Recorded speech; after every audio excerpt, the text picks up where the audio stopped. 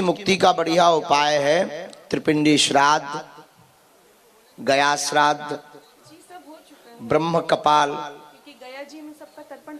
हिंदू धर्म में पितृपक्ष को बहुत ही खास माना जाता है। इन दिनों में लोग विधि विधान से पूर्वजों और पितरों का तर्पण, पिंडदान और श्राद्ध कर्म करते हैं।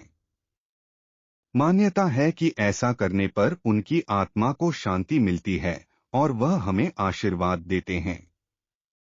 कहते हैं अगर पितर नाराज हो जाते हैं तो मनुष्य दरिद्रता समेत कई बड़ी परेशानियों में घिर जाता है।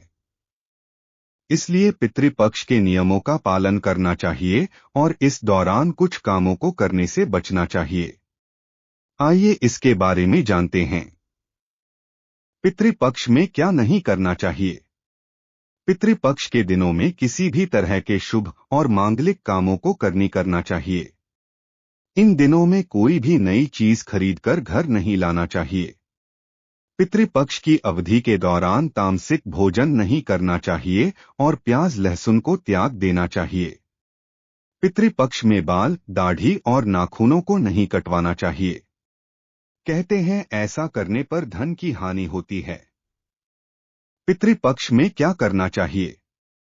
पितृपक्ष के दौरान शाम के समय में सरसों के तेल या गाय के घी का दीपक दक्षिण मुखी लौ करके जलाना चाहिए। इन दिनों में रोजाना पितरों का तर्पण करें और हो सके तो यह किसी ब्राह्मण से करवाएं। पितृपक्ष में रोजाना पितृ गायत्री मंत्र का जाप करें। ऐसा करने पर पितृदोष से मुक्ति मिलती है। श्राद्ध वाले दिन अपनी शक्ति के अनुसार ब्राह्मणों या गरीबों को भोजन कराएं और उनका आशीर्वाद लें। पितृपक्ष के नियम क्या है। शास्त्रों के मुताबिक श्राद्ध कर्म बड़े पुत्र या फिर सबसे छोटे पुत्र को करने का अधिकार है। इसके अलावा विशेष परिस्थिति में किसी भी पुत्र को श्राद्ध करने का अधिकार है। पितरों का श्राद्ध करने से पूर्व स्नान करें और स्वच्छ वस्त्र धारण करें। कुश घास से बनी अंगूठी पहनें। इसका उपयोग पूर्वजों का आह्वान करने के लिए किया जाता है।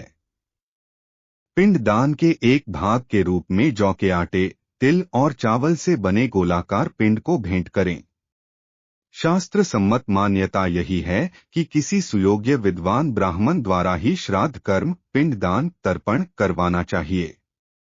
श्राद्ध कर्म में पितरों के साथ साथ गाय, कुत्ते, कौवे आदि पशु पक्षियों के लिए भी भोजन का एक अंश जरूर डालना चाहिए।